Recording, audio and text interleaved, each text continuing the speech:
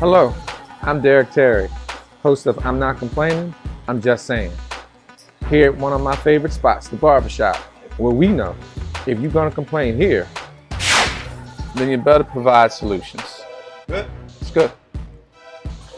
I firmly believe when we make other people's problems part of our conversations without providing solutions or prayer, then we become part of the problem. I want to be able to provide people with a platform where they can freely express their views on such topics as education, social issues, health and fitness. Now that's good. Or sports.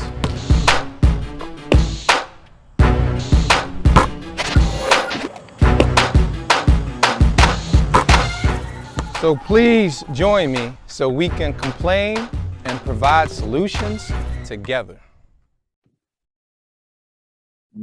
Hey, what's up, peoples? This is your man, Derek Terry, host of I'm Not Complaining, I'm Just Saying, where you're going to complain, bring some solutions to the table.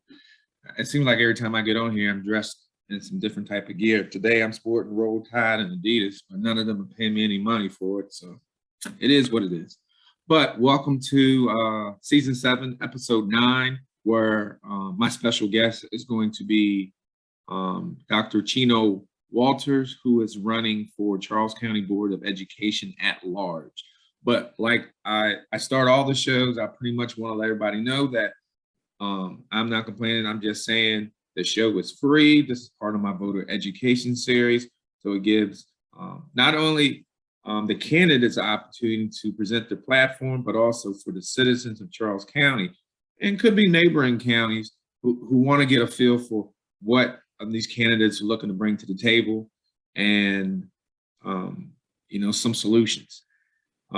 Also, I've contacted every registered Charles County commissioner as well as Board of Education candidate. Some have accepted the free invitation, some have not, for whatever reason. But for the most part, it's been pretty welcoming to a lot of the candidates, and this gives them my opportunity to present their platform. So with that, we're going to go ahead and admit Dr. Chino L. Walters. And we want to just say welcome to the show, Dr. Walters. Welcome to the show. Thank you, Mr. Terry, for inviting me on the show, giving me this wonderful opportunity to talk with you and talk with the residents of Charles County, Maryland. Man, we definitely appreciate it. For the viewers, I got a chance to formally meet him last week at a forum, and the questions they asked are not going to be the same ones I asked. But it was very informative, to get a different set of questions and what your insight would be as far as those questions. So before we start, you notice that Dr. Walters has outdressed me. No. Had I known that he was going to wear that, I would have went upstairs, got my jacket and my bow tie. I'll take it off. No, we just kidding. We just kidding. So it doesn't matter. That's usually how, well, let me show people real quick before I start. Yeah. Where we at? There we go. Oops, that's not it. Technology, wait a minute. I messed up. Let me stop sharing. Hold up for a second. That's what happened. You mess with technology sometimes. It is. It's good when it works. Yeah. Man, I should have had this up already. That's bad on me. Poor planning. It's no problem. That is poor planning on me. It's all good. I'm my own producer, own director. Oh man, you got to be kidding! I don't know where I put it. Well, I'm gonna look for it while you speak. So before we get started, once again, for those of us joining, I have Dr. Chino Walters. He is running for Charles County Board of Education at large candidate. So, Dr. Walters, before we get into your platform, tell us about Chino L. Walters, the person. I don't know if we got enough time to talk about Chino Walters. Give me like 2 minutes. I've seen some of your videos. No. Well, listen, to make it short and sweet, I'm a young man. I'm 42 years old. I was born in Memphis, Tennessee. Transitioned from Memphis to the West Coast, and most of my childhood development and experiences were on the West Coast, there in the city of Tacoma, Washington. I am a veteran. I joined the United States Marine Corps after probably a year after graduation. And eventually, my last duty station sent me to DC. And when I arrived to DC, I met this young lady by the name of Tamara Davis. Eventually, we got married. And so I've been married for about 18 years. I have 3 lovely children. I've been residents of Charles County for a little over 20 years now.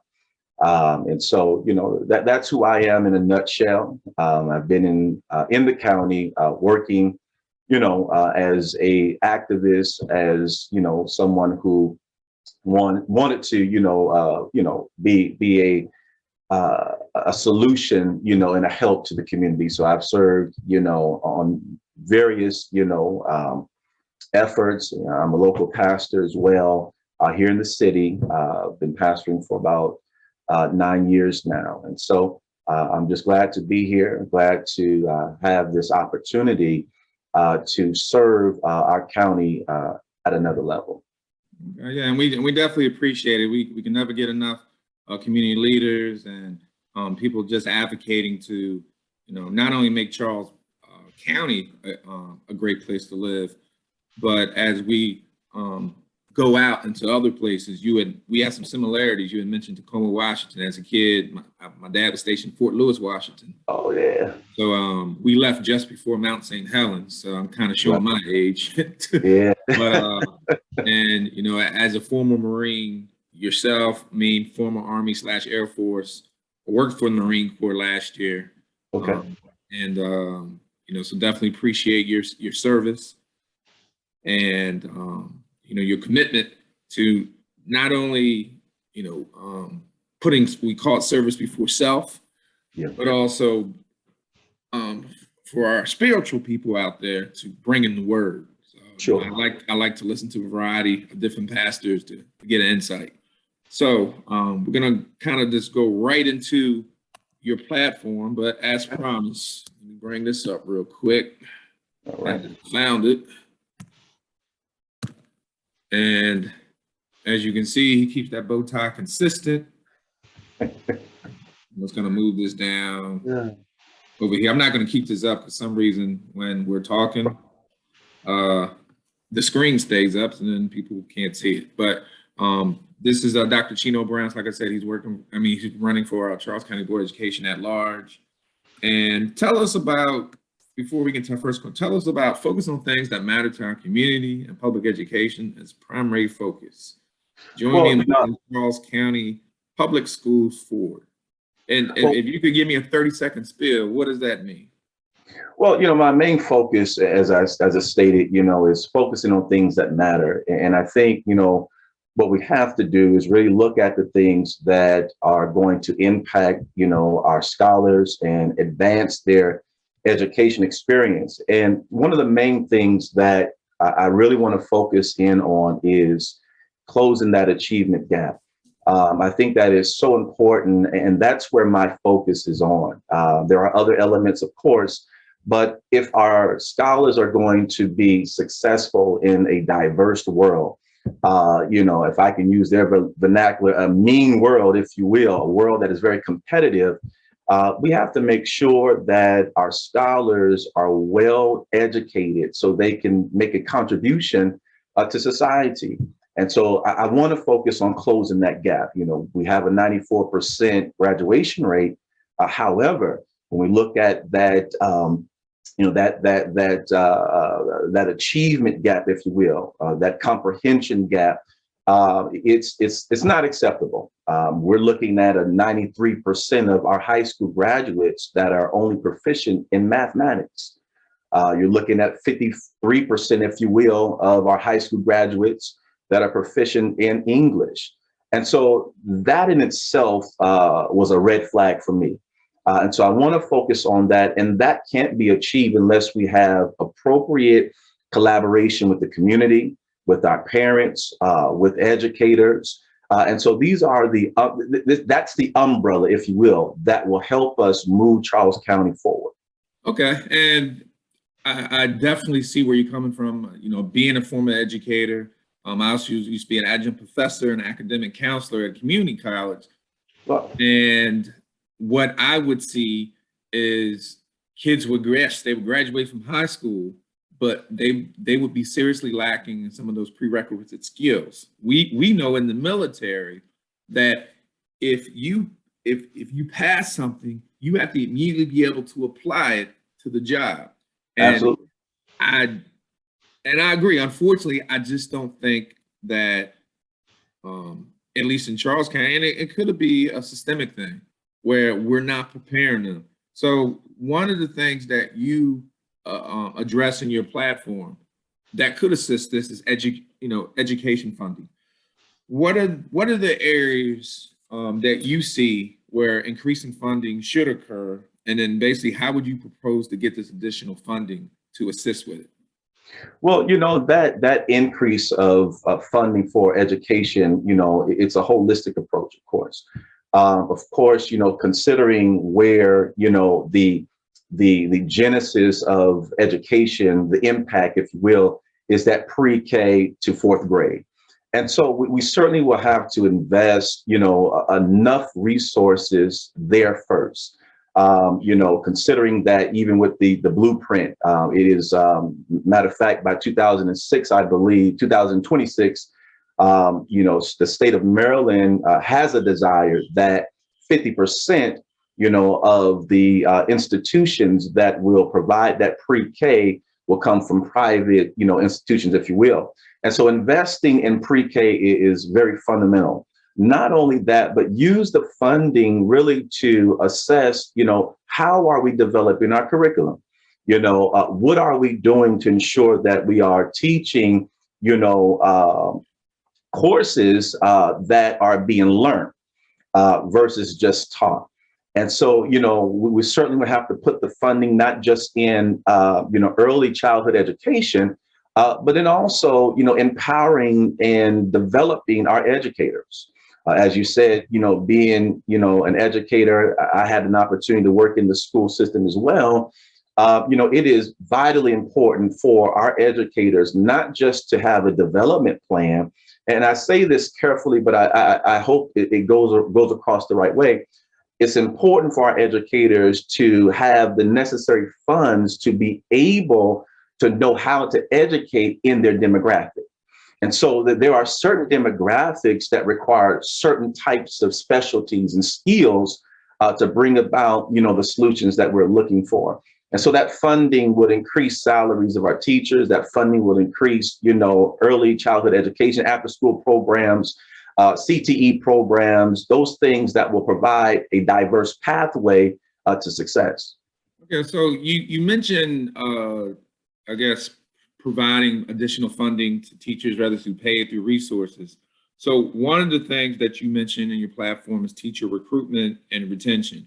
So what do you believe is the number one reason for an education or educator shortage, and why? And the reason I ask you, I don't believe that is pay. I honestly do not agree that it's pay. So what, if you think it is, I'm just curious of why, and if that isn't the case, what would be the number one reason you would think of? I'll say this, Mr. Terry, I agree with you in part.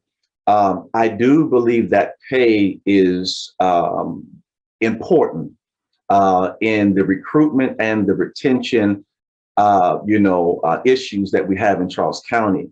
And I'm gonna address your question real quick. You know, the reason why I know pay is significant because you even see that even in the blueprint, you know, it is the desire of not Charles County, but the state of Maryland that at least by 2026, I believe that the minimum pay would be 60,000.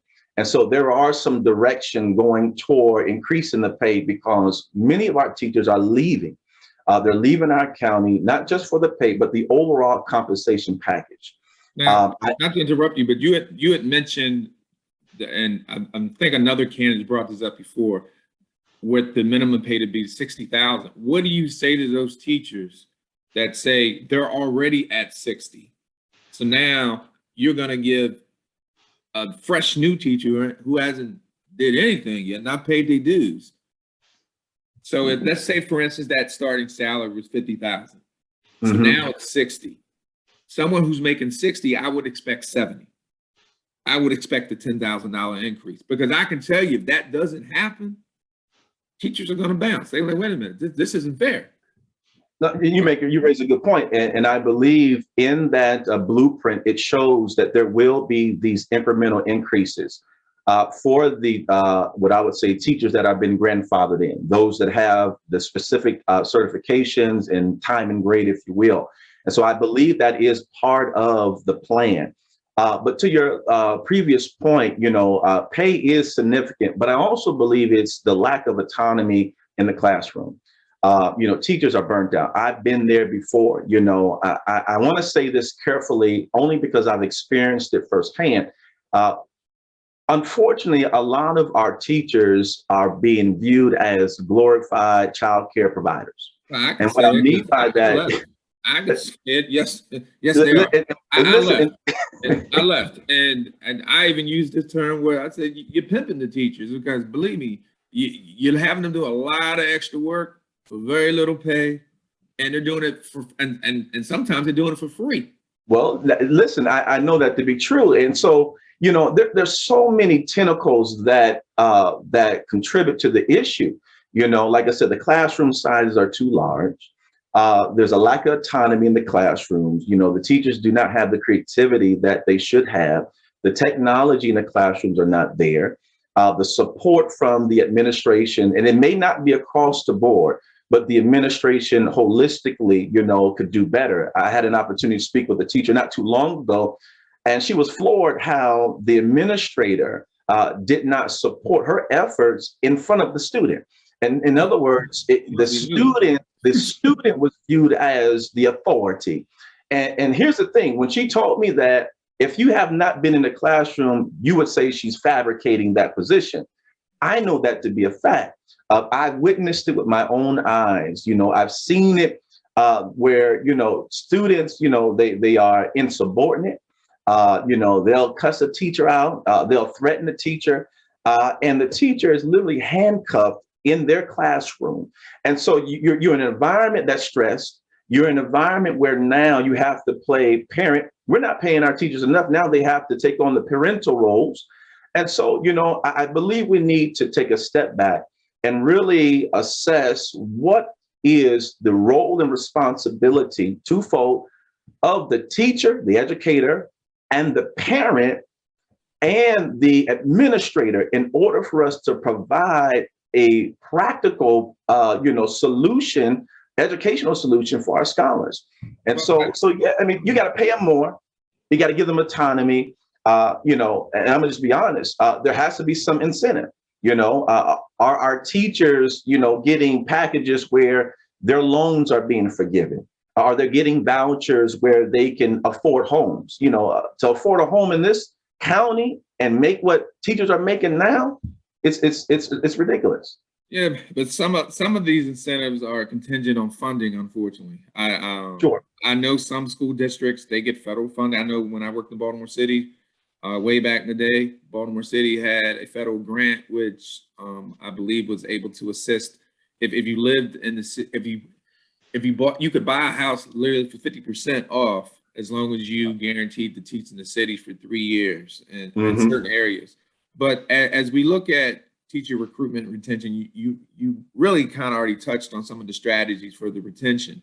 But for reclamation or reclaiming teachers who left the fold, so you know what, I'm leaving Charles County. Why in the heck should I come back? Right. Yeah. No, No, you make a valid point. I mean, I'm going to be honest with you. It's going to be competitive. There has to be a package that is attractive enough for our qualified educators who left our counties to come back. And like I said, that recruitment and that recruitment of our educators who have left, it has to be paid. It has to be, some level of seniority. There has to be a development track that points to, growth. That shows that, hey, by this period of time, we're looking to promote X amount of educators to be administrators or to be lead teachers or, various, career ladder developing solutions. And so, we're going to have to be creative. We're going to have to be creative. And the best way, I believe, Mr. Terry, for us to get an answer is to talk to them. We failed to collaborate. We failed to have a honest dialogue with our educators and ask them those hard questions and be willing to process the answer. What is it that you need for us to bring you back? What is it that we can do to ensure that, you never leave our county? Well, I'm just playing devil's advocate. Sure. But what do you say to that parent? You know what? Every 4 years, whatever, every board member says, they ask, hey, what is it that you want? What is you need? And you turn around and basically do what you want to do anyways. So why should I believe you? Well, it's, a great question. Now, here's the thing. The difference is that I have no reason to be in anybody's back pocket. Let me make that clear. I'm not a politician. I am a public servant, and I'm willing to stir the pot for our educators, for our students. Now, here's the thing. Our job as trustees, and that's what we are. If I get elected and become a board member, I'm a trustee. My job is to ensure that accountability is from the top down. And so if I'm looking at this blueprint and I see the requirements of the Maryland State Department of Education, I have to make sure that the superintendent, I have to make sure that her staff is being held to those requirements. And so, that's one thing that, you will get from me. You'll get from me as a board member, someone who's going to say, well, wait a minute. If we made a promise, then we need to make do on our promises. We cannot be selling tokens and saying, giving wish lists to educators. And 2-3 years later, we don't make do on our promises. So I believe that there should be an incremental process that shows the educators that we are moving in the right direction. And so although there are things that are on the books now that are out of our control, if I'm elected, there are things that are already on the books that are out of my control.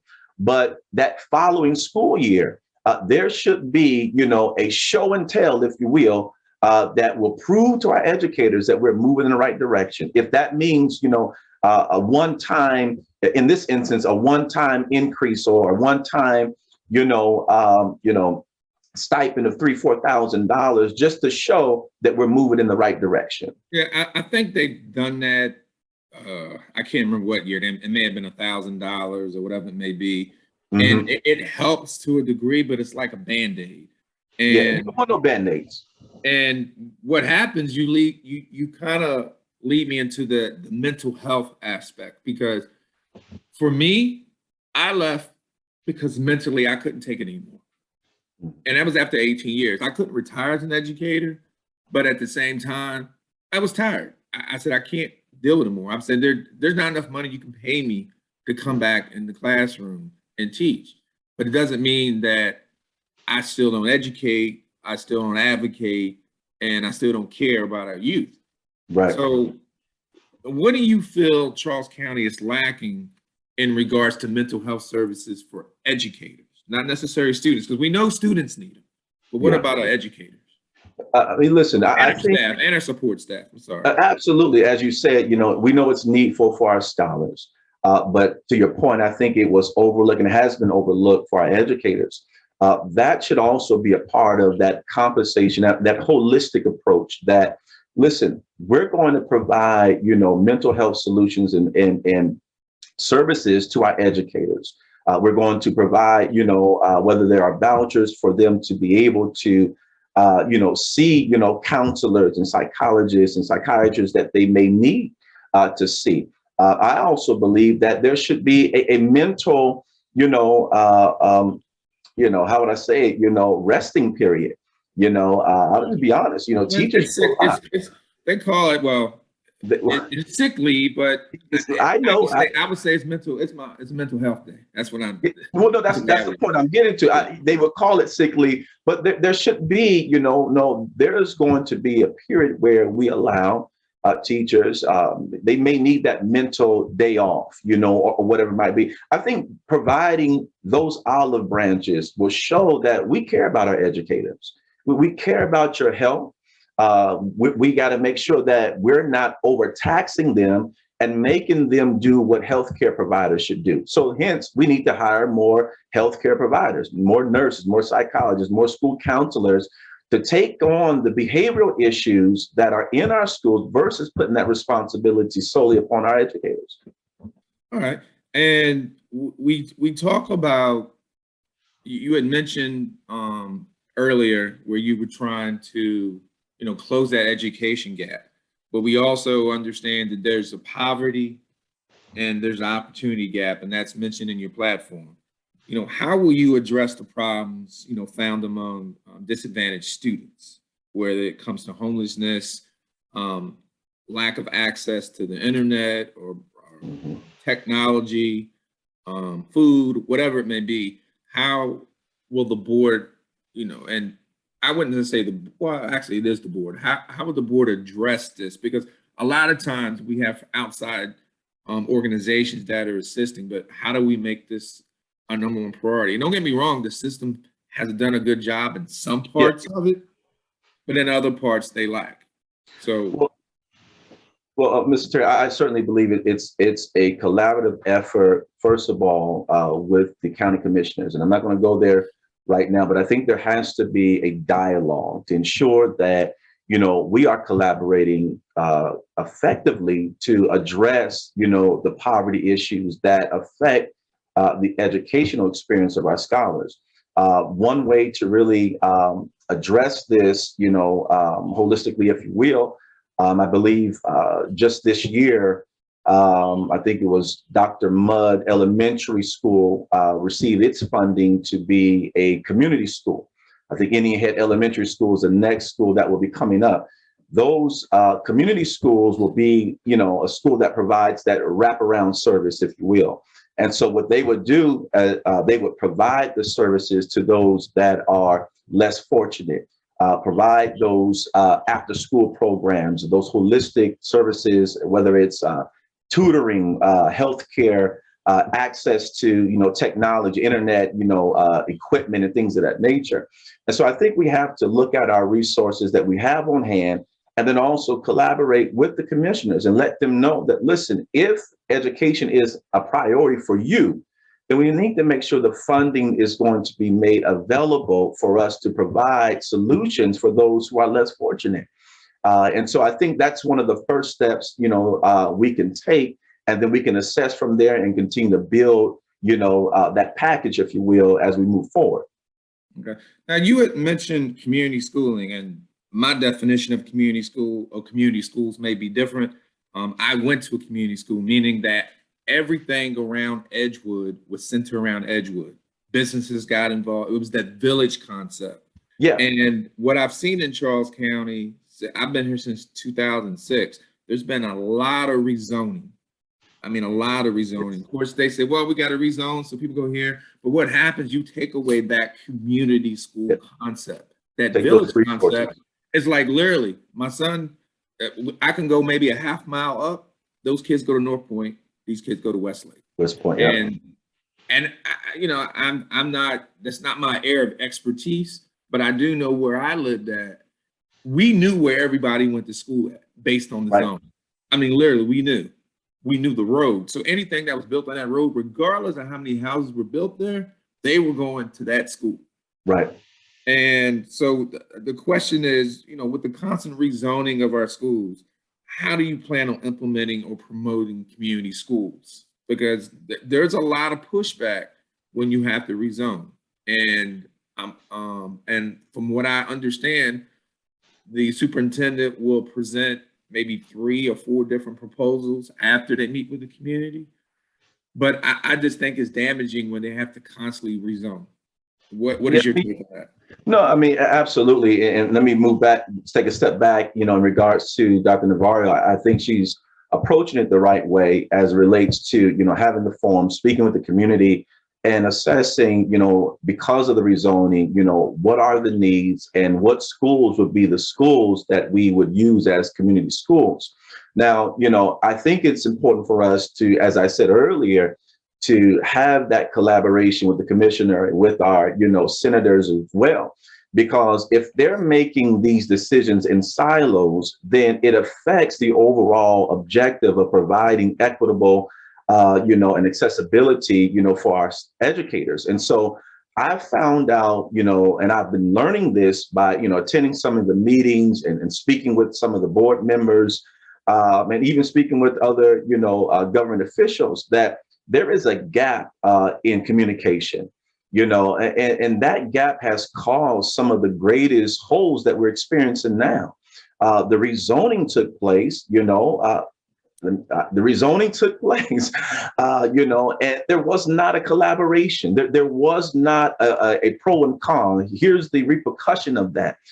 Here's how the rezoning is going to affect immediately our students, and then how it's going to affect what we're trying to project in the future. And so I think it's important that, to prevent that from happening again, is that we have to force the conversation and the dialogue. We have to do that.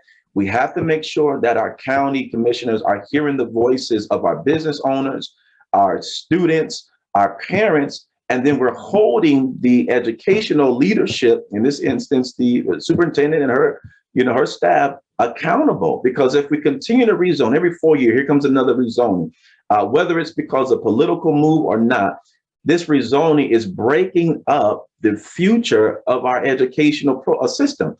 If education, and that's my question, if education is really the priority of Charles County, and I'm talking about the commissioners, then we have to stop breaking up the momentum that we do gain. Yeah, because I think one of the things that, being a military brat, I had to move to different schools because we moved.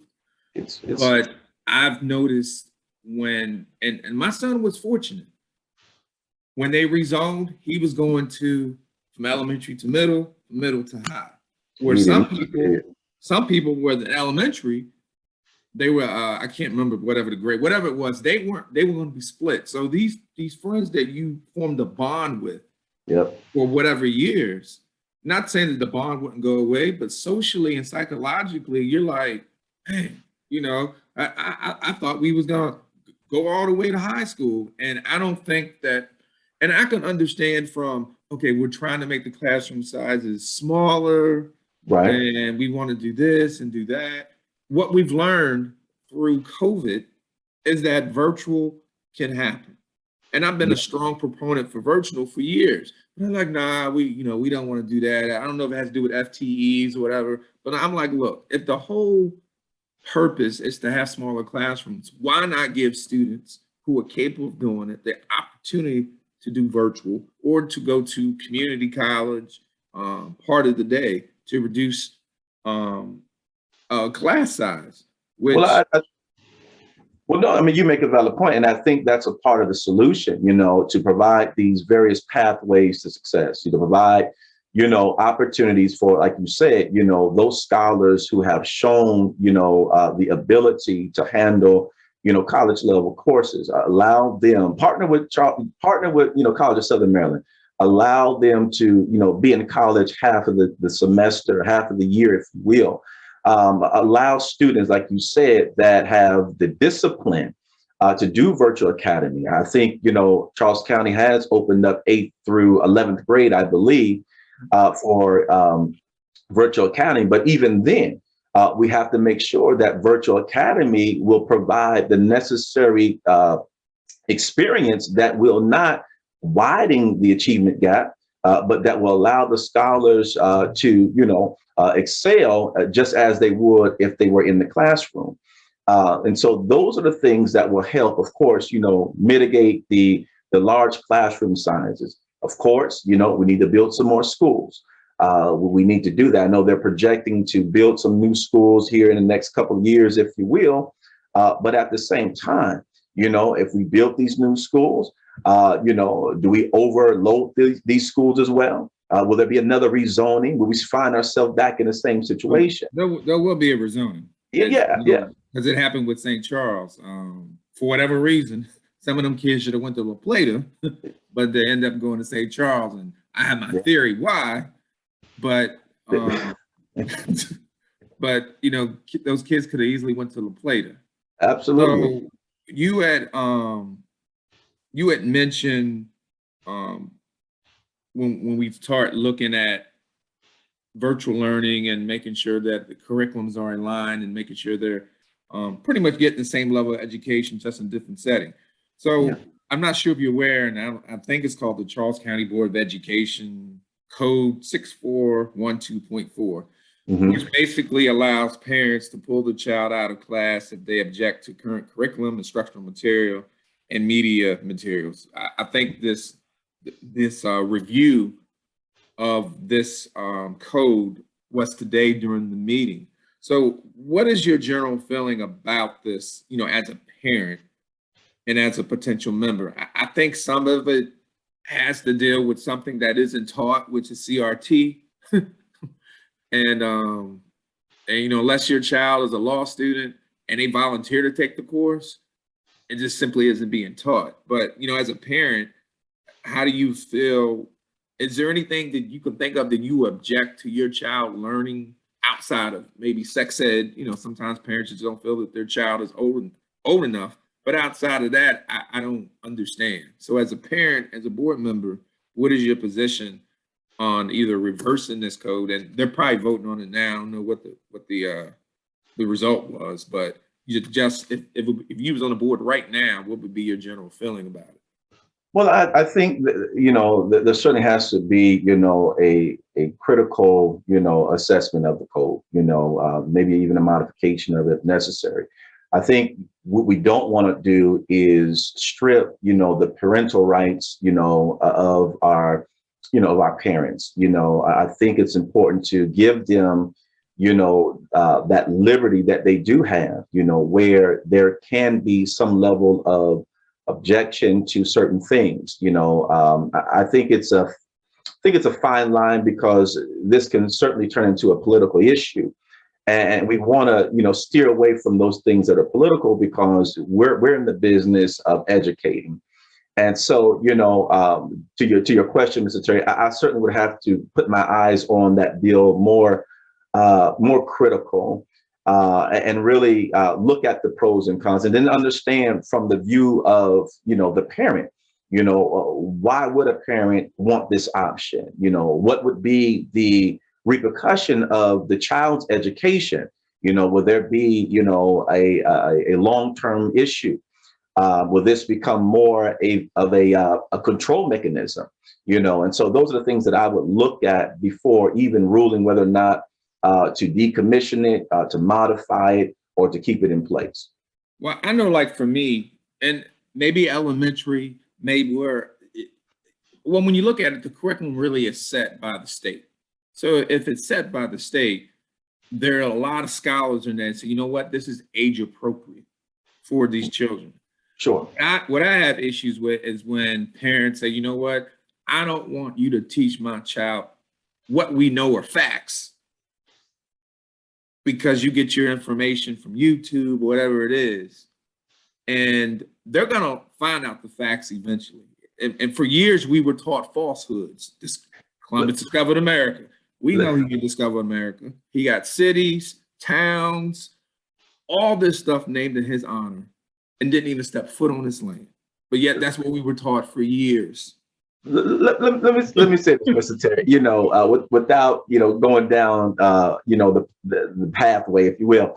I think it's detrimental to our educators if we do not teach, the diverse worldview of our society. And I put it that way because that diverse worldview allows us to explore true history. It allows us to explore, various cultures. It allows us to not just explore these cultures, but that's where you gain an understanding. I think it is important that, if we're going to teach things in the schools, let it be factual. Because if we don't, then there's going to be a rude awakening for our children when they get in society. It starts early. I think, if we're going to go down this path, let's teach a history that shows all culture. Let's teach history to the point where the students of color can see themselves as leaders, can see themselves as historical figures. We do that, then this allows us to ensure that, liberty and justice is going to be provided for everybody.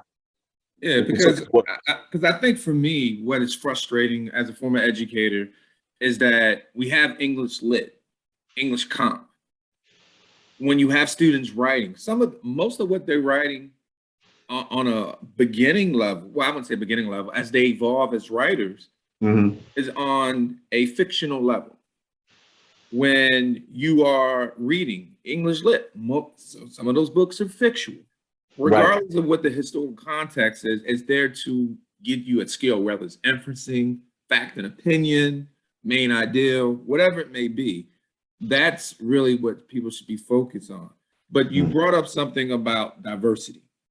So, and I got this off your website, and I didn't check the numbers, but they're probably as accurate as they can be. Based on research of the new census, we have approximately 65% or more of our residents are minorities.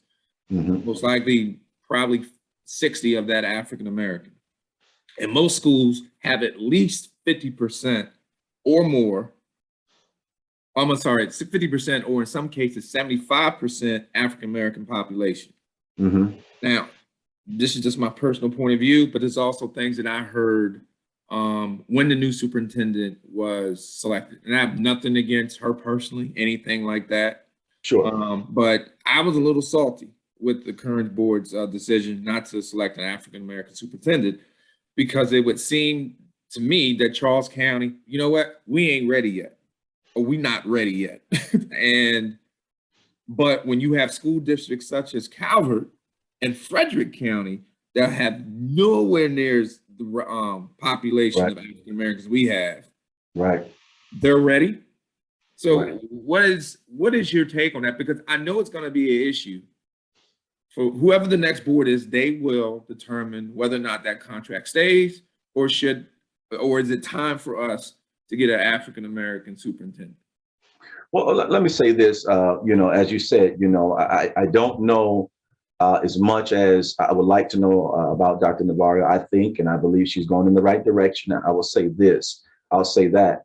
I do believe that our board, our leadership, and our schools should reflect our demographics. Bottom line, as you said, you're looking at our schools roughly maybe 66, close to 60%, 68%, if you will, students of color, and I believe that it is vital for us to make sure that, our leadership reflects that. Now, I know Dr. Jones was not selected as the superintendent. I believe he's over now the chief of schools. I think he's in a position called the chief of schools, which is a wonderful opportunity, even there. And I say that because I believe we're moving in the right direction. I believe we are. But it's going to take the board. It's going to take the board to have those hard conversations, and that's the conversation, that I'm willing to have. That, listen, we cannot ignore the numbers. We cannot ignore the numbers, and we cannot ignore the statistics. And so we need more minority males, Black teachers, if you will. We need more, men of color that are principals, not long-term, substitutes, not assistant principals, that's great. But I'm talking about running the school. We need that. Why? Because that shows hope to the students of color. Yeah, and I think and I could be wrong, at the high school level, I think we currently have I one think it's one. black male, and he's It's at one. McDonough, and he was my AP when I was at Lackey. But I Yeah. know when he was there wasn't one, and I think there was maybe one before that who unfortunately had passed away. So yeah, there's definitely work that needs to be done. But I do recall a time when I spoke to a board member, and I said, "Do you know there's not one African American male?" And he or she was like, "Yes, there is." And I went, "No, there isn't." So they started to. They're like, "Wow, you're right." The fact that they didn't know that, That's a problem. You know, yeah, that was a that, problem. that's a huge problem. And I mentioned this on another discussion that I had. I it's my view. My view and my belief is this: that the county should have set, if you will, goals. There should be district goals. There should be a district goal set in place that says we must hire X amount or a number of educators of color. We must do it, not based upon a token, based upon merit and qualification. That's what we have to do. We have to set the tone, excuse me, in such a way, and this will not only be a benefit to our county, but it will start to attract those teachers that have left. And I think part of the problem, and I hear you, you hear me, but I see people playing politics, meaning that they're not outspoken about it. They've been outspoken. Let's say like the sheriff when he got on board, they wanted look. We need to have more minority representation. Well, it's a process. You can't just fire the people that are already there just so you fill a quota. But if you have a vacancy, right? A vacancy, you're gonna tell me you can't find one black principal male in the state of Maryland, United States, within your school system? And for me, I still have a problem with that. I just do. But we're about to wrap up. So before we wrap up, I do this thing called word game. So I give you 7 words. And you pretty much, now don't give me no pastor speech. Just give me about a sentence. About a sentence or a word.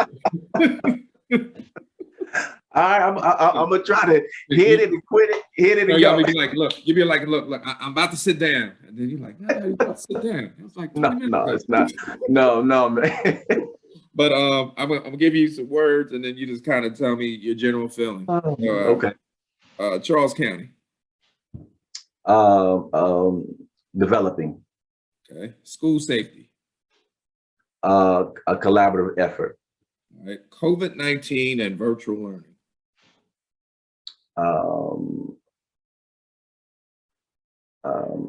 A learning opportunity. Okay. And restorative practices. Say again. Restorative practices. Essential. U.S. military. Marine Corps. College readiness. Vital to succession. And then lastly, church. People say church. Moral compass. Okay. So yeah, that about wraps it up. But I'm gonna give you the last word, and pretty much I appreciate you coming on the show to share your insight on your platform. I know there'll be a lot of other forums out there that you'll be involved in. I'll try to catch as many as I can, but pretty much close out and tell the viewers why they should vote for Dr. Chino L. Walters, Charles County Board of Education candidate at large. Well, again, I want to say thank you, Mr. Terry, for allowing me to be on your platform. Just give me the space to connect and and talk with you and speak with the residents of Charles County. It's very simple. My objective is to focus on those things that matter. I'm not a politician. I'm a servant. My job is to serve the community. I will be that voice. I will be the liaison for our students, for our teachers, for our parents, and for our businesses in our communities. It is time for a change. And I really believe that, we are at a pivotal place. And if elected, I will be that change that we need. So I'm looking for your vote. I need your vote. Humbly, I request it. Of course, July the 19th, 2022 is our primary election day. And so I'm looking for you all to get out there and vote, vote, vote. Please connect with me. I would love to hear from you. I would love to be someone that you can bounce your ideas off of. You can connect with me on Gmail at Walters, the number 4, CCBOE at gmail.com. You can go to my website at walters4ccboe.com. You can check me out on Facebook or Twitter as well. Again, I am humbled, and I certainly appreciate this opportunity to look at the future of our county, especially our school system, and I hope that I can be a part of that change. All right. Well, we definitely wish you the best of luck.